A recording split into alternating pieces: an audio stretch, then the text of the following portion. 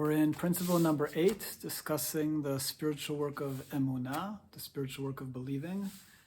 And we've been discussing 10 different aspects of Emuna. And we got already to the 10th one discussed here. So we're on page 22. And the 10th aspect of Emuna discussed here is Emuna, that the way to connect to God is through Emuna. Connection to God comes specifically through Emuna. Living our lives with Emuna means constantly striving to transcend our understanding. So,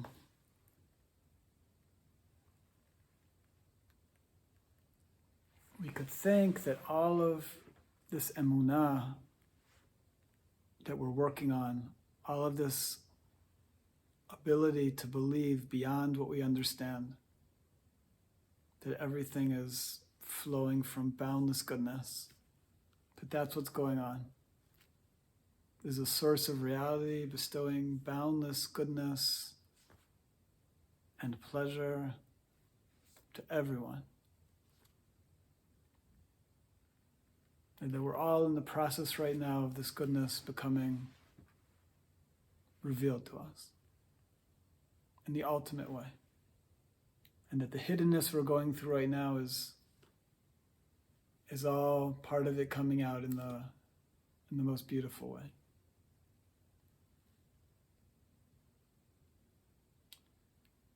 So all of the Emuna, all of our working on cultivating our belief that this is what's happening,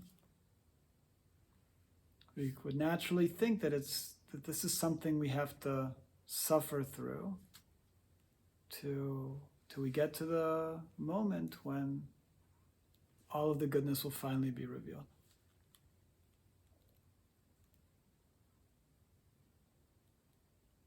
But as we mentioned before and discussed a little bit, the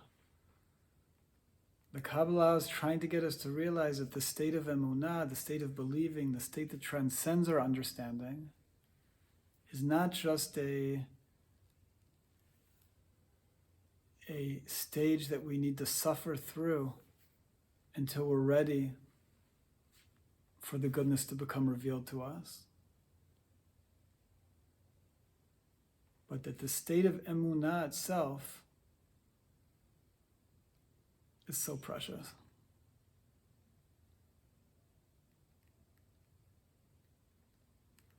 That in the state where God's goodness is concealed from us, and we're able to have Emunah, we're able to believe that everything is God's goodness, even though we're not experiencing it right now. That state is a state in which we are in a state of giving. We're giving up our desire to understand and to see and to experience the goodness. It's a state of giving love. It's a state of unconditional love, which is a state of connection to God. It's a state of connection to God that is not rooted in serving our own self-interest. It's a connection to God that transcends our self-interest. So it's a connection to God that's actually in a place of loving. Not a place of just taking God's love, but a place of returning love.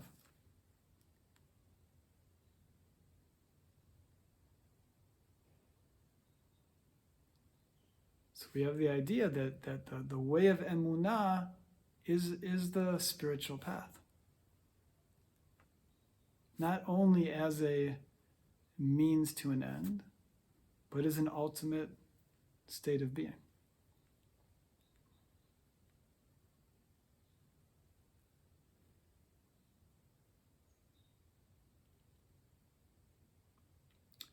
we have in the Torah, it describes the giving of the Torah, where we have all of the nation of Israel, millions of people, are around Har Sinai.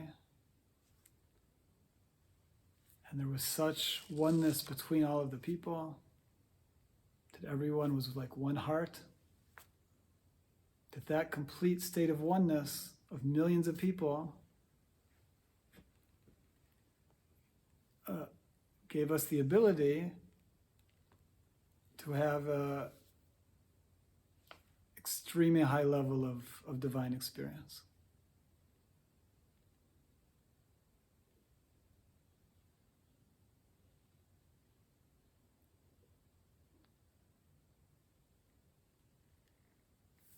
Now, after that experience, days later in the Torah, the nation of Israel is worshiping the golden calf.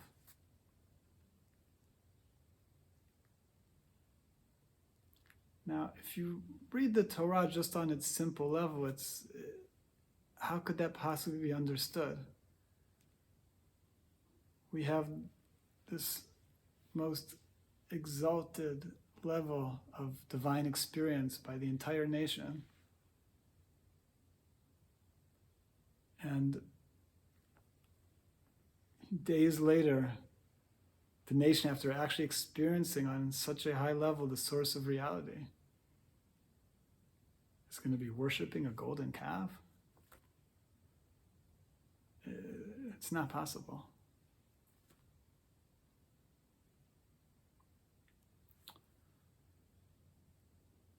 So as we mentioned before, we learned the whole Torah is all written in coded language. Everything in the Torah is giving us deep insight into our inner spiritual development. And it's all encoded in what seem to be the stories of the Torah. So the word for golden calf in Hebrew is Egel HaZahav.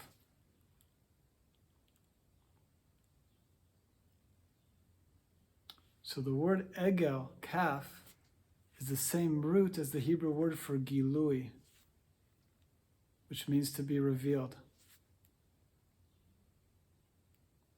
And Zahav is a code word for having divine experience. Zahav means gold, that which is so valuable. The value of experiencing God. So Egel HaZahav, the golden calf, is a coded language for divine experience becoming revealed.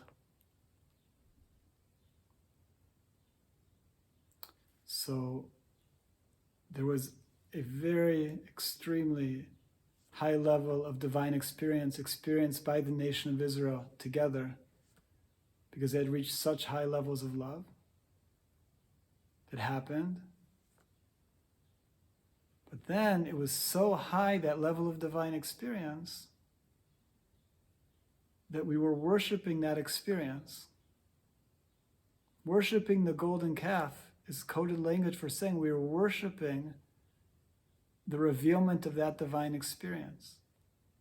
That we wanted to just stay in that experience and draw forth even more divine experience. If that was the goal, divine experience, we experience how pleasurable that is, and to cosmic levels we can't even dream of.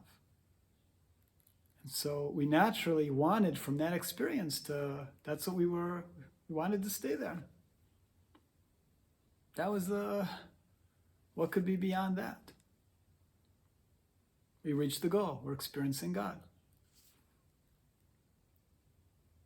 But Moshe Rabbeinu, Moses, who's known as the Rahaya Mehemna, the shepherd of faith, is trying to shepherd us and guide us to realize that all of the divine experience that we have along the way, and in this case, this ultimate divine experience, is not the goal, but it's the stepping stone to reaching higher levels of Emuna. The Emuna is where it's at. That Emuna is higher than revelation. Every aspect of divine experience that we have is to help us reach higher levels of Emuna. It's not what we think, that every level of Emuna has reached higher levels of divine revelation. Because in the divine revelation, on some level, there's an aspect that's we're taking the love, receiving the love, we're serving ourselves. And in the state of Emuna, it's the opposite. We're in a state of giving, of loving, of giving the love.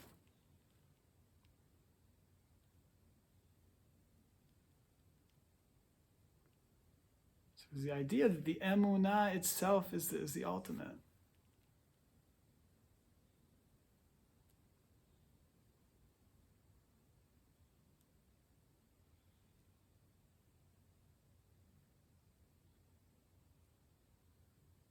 Now, it's not so simple, because we learned that there's two stages. There's a stage called the fixing of creation, which is a stage of giving to give.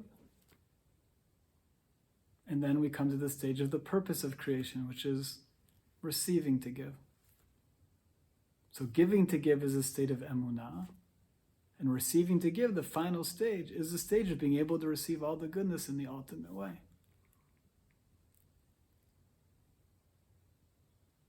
So in some ways, divine revelation is higher than Emuna.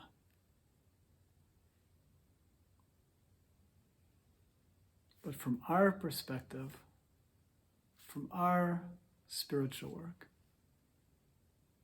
we want the Emuna to be the most important for us. Because the source of reality is always shining down the love to us. But our work is to always be trying to be loving back. So from our perspective, we're being guided in our spiritual work that the way of spiritual work is the way of Emuna. That's what we're trying to cultivate, we're trying to grow, what we're trying to develop.